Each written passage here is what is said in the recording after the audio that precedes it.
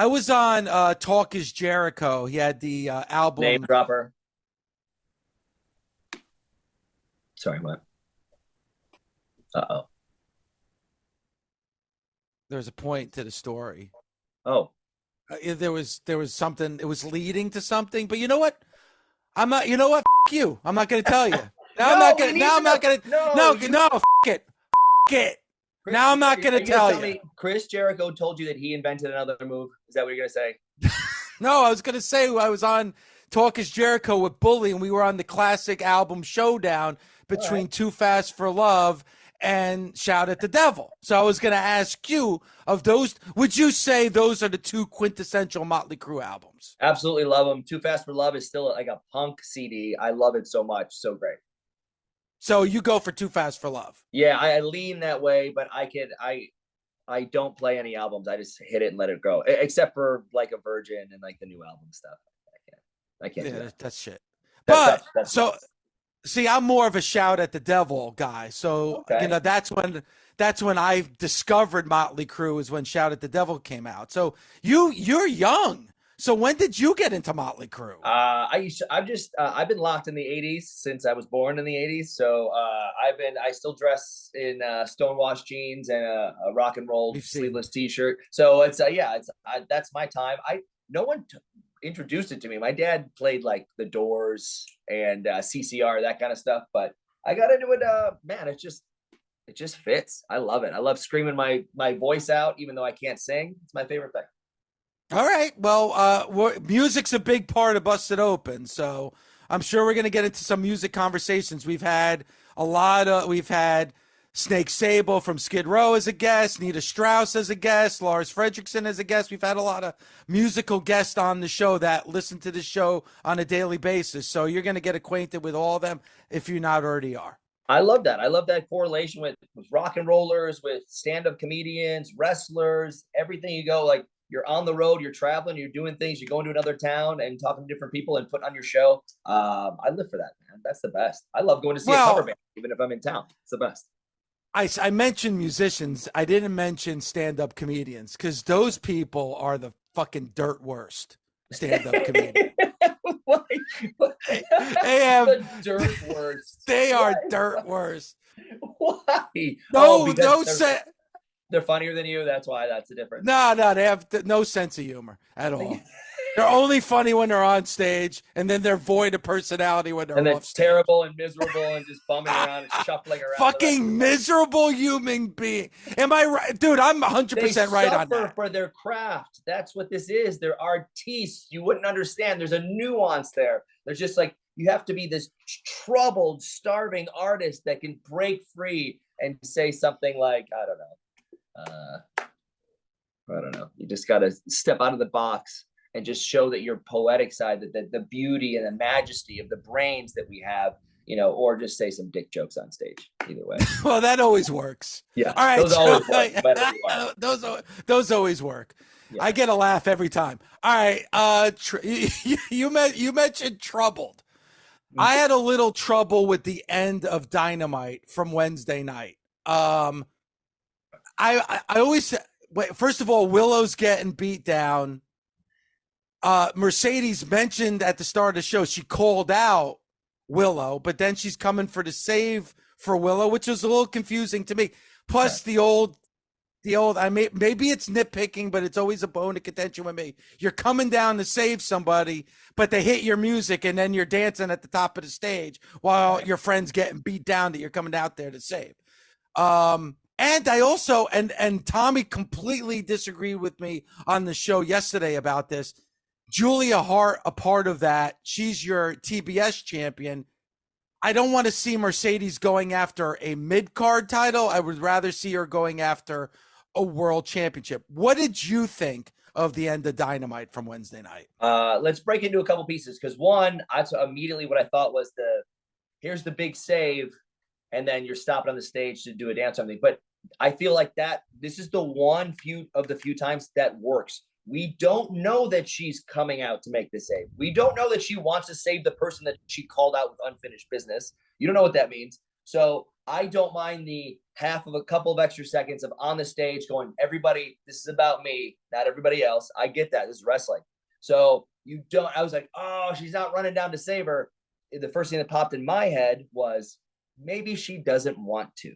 Maybe she doesn't care. Okay. So that's why you get a pass. It's not like they are tried and true friends for 8 weeks on TV, get beat down, and was gone for 6 weeks and her big return, and now she's just basking in the glow. We don't know that she's friends with her or even wants to save her. And if you'll notice something that I got when they stared each other down, they had their moment. I said, okay, what are we going to do here? Is she going to back away? Is Mercedes going to back away? And Willow raised her hand for both of them in the ring. It almost looked like Mercedes didn't want it to be raised or touched, to where she took it and was like, all right, you can hold my hand up and you can share the ring with me and take a little glory off this new star debuting. So I totally got it that way, to where it was like, I don't know what she's thinking, but also it was a little weird. I don't know. I don't mind showing up if a title that you see as the mid-card title, I don't mind showing up and going after that. That's okay. You made your presence. Let's make it a bigger deal now. Maybe that's what we're going to have, 2 women's championships that everyone's talking about. That'd be pretty cool. So I don't mind that at all. I just, the Willow holding up her hand and Mercedes and then giving her the ring and Mercedes just dancing, I didn't totally get that. Maybe that's the part where I'm out of the loop, to where it's just like, hey, it's just about her today. Got it. But if I was coming in as a babyface, good guy, running down, whether you tease that you're going to save or not, I would still do, you know what? Whether you hold the other person's hand up or not, or stare them down, or say, I got you, but I'm going to watch your back. Any of those different things. I just didn't totally understand that. What did you make of that? Yeah, I mean, again, as a baby face, I don't understand that either. And I think it's because then it really made me bother about her coming out in the first place. Because if you're a baby face, now that we know that you're going down there to help Willow, well, now you're spending time dancing at the top of the entrance ramp, basking into the audience. Then I have a problem with it. But maybe they're going to do something different. Maybe we only saw Mercedes for that one night in Boston in that way. Maybe her character and personality is going to be completely different. I mean, it's just that, and again, this is no disrespect to Sky Blue or Julia Hart or Willow, because I know there's something. And again, the Willow thing was something that happened in Japan. Unless you explain it to your audience, your fans aren't going to understand it or even care about that. I'd rather see her go up against the upper echelon of this roster. Give me the Thunder Roses. Give me the Tony Storms. Give me the Deonna Purrazzo's. Maybe there was a little bit of a hint that possibly Britt Baker is going to be in her future because he did the CEO like she does the DMD. That's where I want to see her go. First of all, though, Nick, it's a great point by you. If she goes after this TBS championship, now you have 2 major world championships, because if Mercedes holding that TBS championship, now that's almost on par as your AEW World Women's Championship. I didn't even think about that, but that's a great point by you. Now you have 2 titles that everybody's going to be watching. And I feel like you just said a bunch of different wrestlers that they have, women that are ready to go at the top of the tier. I liked it because as much as we hit on that opening promo where she didn't name drop everyone in the back that she's looking to get a fight with, like Adam Copeland did. He's like, I want this guy, I want this guy, I want this guy. And you get that specialty, like, whoa, this man is coming here for some special matches. And he mentioned my favorite guy. Like, what? So I feel like they caught up with it here in the main event, where you do have Julia Hart and Sky Blue run down. So maybe we missed out on name dropping some people, but we just introduced everybody, if they stayed around from the beginning of the show, to the main event of here's 4 women that are fighting over titles that are in a story and they are major players. And now it just got bigger because Mercedes is here. And if there's another title, the world title is a big deal. And now the TBS one is, what a win. Now, if you spread it out, then you could lose the luster really quickly. And then it's you don't have a full champion somewhere. It's like when you have 2 quarterbacks, you don't have a quarterback or whatever. So you no longer have, it's like, that title's kind of as long as Mercedes is presented as a star, she holds that baby up, whether she's going for it or not. I think it's a way bigger deal instantly. And it almost fixes some of the pieces from the first segment in my mind, just in my opinion, but also you might have lost some of the viewers, so they don't care and they don't know. And they might be wondering who everybody is running around in the main event. Yeah, and you know what? Maybe if you teased a little bit of that in the opening segment, people would have stayed and watched the whole show. Though I do think that show on a whole, Nick, was a win for AEW. Yeah. A couple of my criticisms about AEW is there are times where I don't know who to root for. I don't know who's the babyface wrestler. I don't know who the heel wrestler is, and it gets kind of convoluted. I thought they took a big step forward with that show Wednesday night, where it was the beginning and the foundation of some stories that I'm actually really interested in and are going to make me want to tune in and week out. So I thought, besides the Mercedes stuff, I really thought Wednesday's night show was a really good show for AEW.